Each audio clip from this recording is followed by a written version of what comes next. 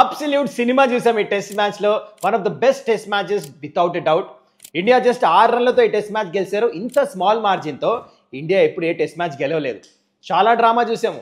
First Siraj magic మెచ్చుకోవాలి డిఎస్పీని, ఎందుకంటే 5 వికెట్లు under pressure, unbelievable performance. In detail discuss చేద్దాము సిరాజ్ ఎట్లేసాడు బౌలింగ్.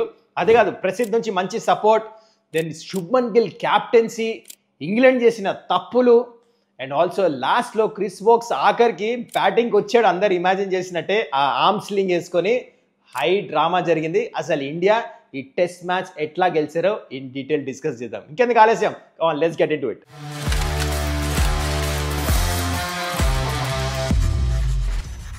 నమస్కారం, వెల్కమ్ టు సుమన్స్ డగౌట్. ఏమన్నా టెస్ట్ మ్యాచ్ అయింది, మజా వచ్చేసింది కదా. చాలామంది ఇండియాని రైట్ ఆఫ్ చేసేసారు. చాలా కష్టము, ఇంకా 35 రన్లే కొట్టాల్సింది, 4 వికెట్లు చేతిలో ఉన్నాయని చెప్పేసి. No, India had other plans. చాలా మంచిగా ఆడారు ఈ యంగ్ టీం, చాలా బ్రిలియంట్ కంబ్యాక్ చేశారు. మొత్తానికి ఈ టెస్ట్ మ్యాచ్ గెలిచి సిరీస్ని లెవెల్ అయితే చేశారు. ఇన్ డీటెయిల్ మాట్లాడదాము, కానీ దానికంటే ముందు మీ అందరికీ జెంటిల్ రిమైండర్, ఈ సిరీస్ మొత్తం మజా వచ్చింది కదా. ప్రతిరోజు 8 టైం కల్లా మీ ముందు ఇంపార్టెంట్ వీడియోస్ వచ్చినాయి. ఇలాంటి వీడియోస్, ఇన్ఫ్యాక్ట్ ఇంకా ఇంపార్టెంట్ అండ్ డిఫరెంట్ వీడియోస్, చాలా యూనిక్ వీడియోస్ మీ ముందు రాబోతున్నాయి. I'm sure you will like it. మనం దీని గురించి డిస్కస్ కూడా చేసాము. అవన్నీ మీ దాకా చేరాలంటే ఛానల్ని సబ్స్క్రైబ్ చేసుకోండి. చలో ఇప్పుడు టెస్ట్ మ్యాచ్ గురించి స్టార్ట్ చేద్దాం. లాస్ట్ డే ఎవరు ప్రెషర్ మంచిగా హ్యాండిల్ చేస్తే వాళ్ళే మ్యాచ్ గెలుస్తారు. అండ్ ప్రెషర్ ఎవరు మంచిగా హ్యాండిల్ చేశారు? Mohammed Siraj. I tell you why. First talking point అదే ఉండాలి, ఎందుకంటే is a champion. India match గెలిచిన మెయిన్ రీజన్ కూడా సిరాజే, అందరూ ఒప్పుకుంటారు అది. చూడండి తను ఏం చేశాడంటే, హీ కెప్ట్ థింగ్స్ క్లియర్. తన బెస్ట్ ఇచ్చాడు, గేమ్ ప్లాన్ ఫాలో అయ్యాడు. తనకి నెగిటివ్ థాట్స్ ఏం లేవు. ఈ మ్యాచ్లో ఆల్రెడీ క్యాచ్ వదిలేడు, పెద్ద పార్ట్నర్షిప్ వచ్చింది, విమర్శలు కూడా ఎదుర్కొన్నాడు. ఇంతకుముందు ఒక టెస్ట్ మ్యాచ్, ఇదే సిరీస్లో థర్డ్ టెస్ట్ మ్యాచ్ డిఫెన్స్ ఆడితే బోల్డ్ అయ్యాడు. అది ప్లే డౌన్ అయ్యి లాస్ట్ మినిట్లో బెయిల్ పడిపోయింది, మీకు గుర్తుంటే. ఆ టెస్ట్ మ్యాచ్ కూడా విమర్శలు ఎదుర్కొన్నాడు, అరే సిరాజ్ ఉండాల్సిందని. కానీ ఈ షట్ ఎవ్రీథింగ్ ఆఫ్. ఇంకొక ఆపర్చునిటీ దొరికింది, మ్యాచ్ గెలిపించాడు. Jamie Smith wicket, Overton wicket, then comes last wicket. ఇది మాత్రం ఎక్స్ప్లెయిన్ చేయాల్సిందే. ఎట్కిన్సన్ టెస్ట్ సెంచరీ ఉంది ఆల్రెడీ తనకి, అండ్ ఆల్రెడీ ఈ మ్యాచ్లో 6 కొట్టేస్తున్నాడు, మీకు గుర్తుంటే. ఆకాశదీప్ క్యాచ్ డ్రాప్ చేశాడు. 6 రన్స్ కావాలి అంతే ఇంకా. So 1 strike away he can hit that 6. And Siraj వచ్చి తన మొత్తం కరియర్ కాదు, ఈ సిరీస్లో 4th ఫాస్టెస్ట్ బాల్, 143.6 ఎంతో స్పీడ్తో వేసి, ఫుల్ ఎఫర్ట్తో ఇన్స్వింగర్ వేసి పర్ఫెక్ట్ యార్కర్ నేల్ చేశాడు. ఇలాంటి యార్కరే జేకబ్ బెతెల్ కేసి అవుట్ చేశాడు ఫస్ట్ ఇన్నింగ్లో. ఇప్పుడు అలాంటి ఇన్స్వింగింగ్ యార్కర్, బాల్ స్వింగ్ అవుతుంది కానీ కంట్రోల్ చేయాలి కదా, సూపర్ కంట్రోల్ చేసి బౌల్డ్ చేశాడు అండర్ ప్రెషర్. మళ్ళా సెలబ్రేషన్, వాహ్ మజా వచ్చేసింది. సిరాజ్ సెల్యూట్, డిఎస్పీ సిరాజ్ నిజంగానే. చూడండి, he's mentally very tough. And వాళ్ళ ఫాదర్ చనిపోయినప్పుడు కూడా ఇన్సిడెంట్స్ మీకు తెలిసే ఉంటుంది, చాలామంది డిస్కస్ చేసి ఉంటారు దీని గురించి. He didn't even comeback. తను వాళ్ళ ఫాదర్ డ్రీమ్ టెస్ట్ మ్యాచ్ ఆడాలని చెప్పేసి ఆ mental trauma, just imagine that moment. తను అంటే టీంతోనే ఉండి ఆడాడు test match. That is next level attitude నిజంగానే. నాట్ ఓన్లీ దట్, మెంటలీ టఫే కాదు, ఫిజికల్లీ కూడా ఈజ్ వెరీ టఫ్. మొత్తం సిరీస్ ఆడతాము, అండ్ ఇండియన్ టీం ప్లేయర్సే కానీ తను ప్రేస్ చేస్తాం. ఆపోజిట్ జో రూట్ కూడా ప్రెస్ కాన్ఫరెన్స్లో వచ్చి Siraj is a great player, great bowler, మాకు కూడా ఇలాంటి బౌలర్ ఉండాలని అనిపిస్తుంది ఇలాగా ప్రేస్ చేశాడు. మన టీం ప్లేయర్స్ ప్రేస్ చేసినప్పుడు కాదు, అవతల టీం ప్రేస్ చేసినారంటే దట్ సమ్స్ అప్ అంతే. దానికంటే ఇంకేం ఉండదు, వేరే లెవెల్ సాటిస్ఫాక్షన్ ఉంటుంది. So that is Mohammed Siraj for you, pure match winner. నాకైతే మ్యాన్ ఆఫ్ ద సిరీస్ తనకి రావాలి, అంటే ప్లేయర్ ఆఫ్ ద సిరీస్ తనకి రావాలి, కానీ హ్యారీ బ్రూక్ ఇచ్చారు. Anyways it's okay, that happens. Highest wicket taker కూడా అవార్డు వచ్చినా రాపోయినా is a hero. So that Siraj for you. Now let's talk about actually మ్యాచ్లో ఏమైంది. ఫస్ట్ మీకు కండిషన్స్ ఎక్స్ప్లెయిన్ చేస్తా, 1 by 1 వెళ్దాము, చాలా ఇంట్రెస్టింగ్ ఉండబోతుంది. నిన్న మ్యాచ్లో చాలామంది అన్నారు హెవీ రూలర్ యూజ్ చేస్తే పిచ్ మంచిగా అయిపోతుందని. అట్లే ఏమీ అవ్వలే, ఎందుకంటే ఓవర్కాస్ట్ కండిషన్స్, పిచ్ మీద గ్రాస్ ఉంది, ఇంత మూవ్ అయింది. అండ్ ఇండియా ఓల్డ్ బాలే యూజ్ చేశారు కాబట్టి బాల్ స్వింగ్ అయింది, న్యూ బాల్ తీసుకోలేదు లక్కీలీ.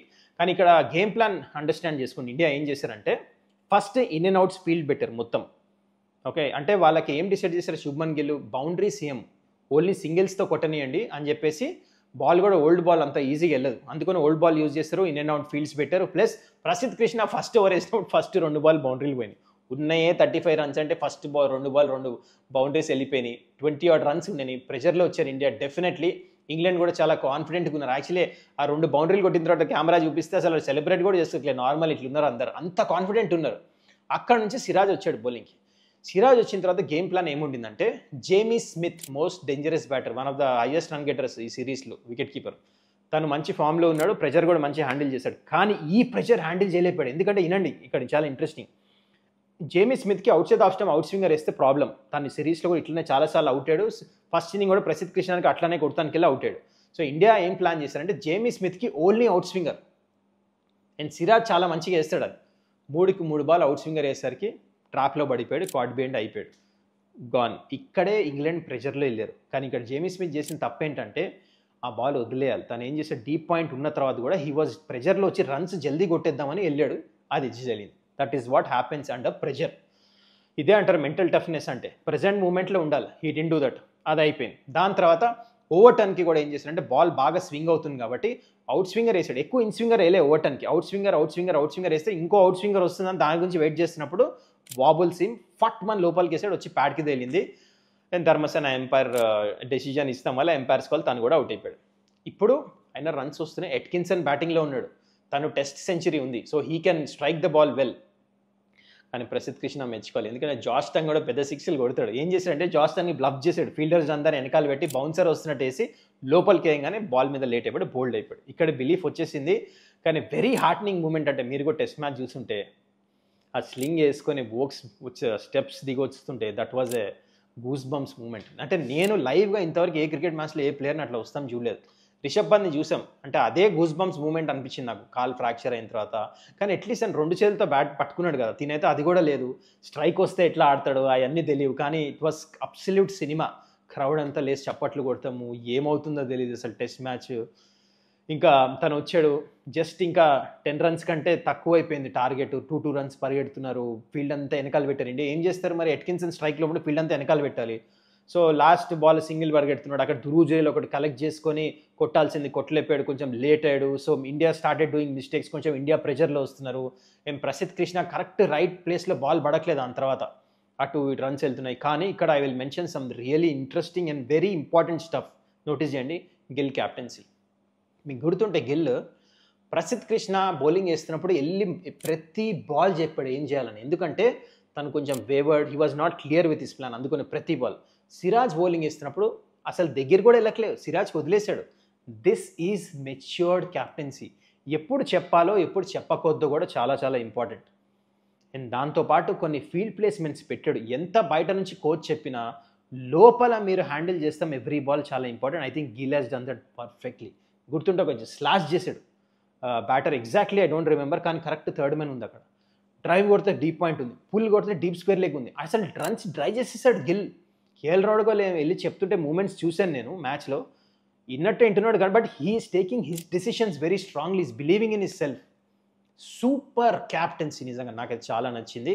ఎనీవేస్ రియలీ అంటే young 25 years old first time ఆడుతూ ఇట్లా ఇంత నర్వ్ లేకుండా నర్వస్ మూమెంట్స్లో కూల్ అండ్ కామ్ కంపోజర్ అంటే ఈజీ కాదు. So very good captaincy from Gill అనాలి.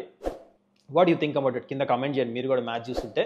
అండ్ ఇప్పుడు నెక్స్ట్ వచ్చేసి, అండ్ లాస్ట్ వికెట్ మనకు తెలుసు వోక్స్ బ్యాటింగ్కి వచ్చాడు. అండ్ ఇప్పుడు కావాల్సింది ఇంకా just 6 runs. And super Siraj ball తీసుకున్నాడు.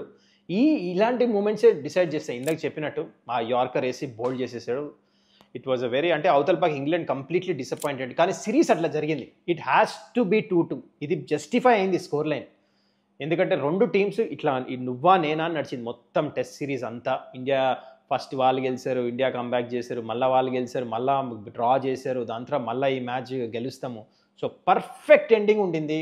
Every one wear happy. అసలు మండే గ్రౌండ్కి ఎవరు రారు, అది కూడా ఈ జస్ట్ 9-10 hours చూస్తానికి టికెట్స్ కొనుక్కొని చాలామంది ఇండియన్స్, ఓవల్ గ్రౌండ్ అంతా నిండిపోయింది. అసలు అట్మాస్ఫియర్ నెక్స్ట్ లెవెల్ ఉండింది.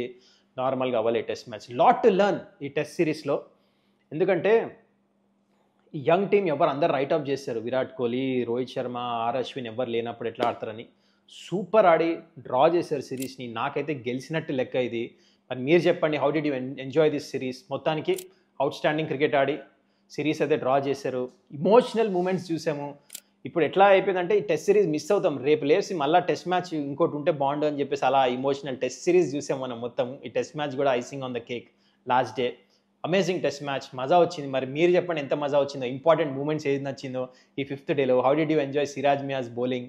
దెన్ హౌ డిడ్ యూ అని చెప్పి ప్రసిద్ధ్ కృష్ణ కానీ, గిల్ క్యాప్టెన్సీ కానీ, అండ్ ఇండియా చేసిన మూవ్స్ కానీ, అండ్ ఇవన్నీ ఎట్లా నచ్చినాయి. And super test match. Anyways that's it guys, you enjoyed, I hope you enjoyed this video. And ఈ ఛానల్ ఇంకా సబ్స్క్రైబ్ చేసుకోకపోతే ప్లీజ్ డూ దట్. మళ్ళీ మనం నెక్స్ట్ వీడియోలో కలుద్దాం. రేపు కలుద్దాం. ఏంటంటే రేపు వీడియోలో మనం ప్రతి ప్లేయర్ అంటే ఇండియా ప్లేయర్స్ని అసెస్ చేద్దాం, వాళ్ళ మార్క్స్ ఇద్దాం, ఎవరు ఎట్లా పర్ఫార్మెన్స్ చేశారో, వాళ్ళు ఎట్లుండిందో ప్రతి ప్లేయర్ని. Okay, that is gonna be very very interesting. ఎవరు ఎన్ని రన్స్ కొట్టారో, సిరీస్లో ఎట్లా పర్ఫార్మెన్స్ చేశారు. ఓకే, మళ్ళీ మనం ఆ వీడియోలో కలుద్దాం. ఇప్పుడు దాకా నమస్కారం.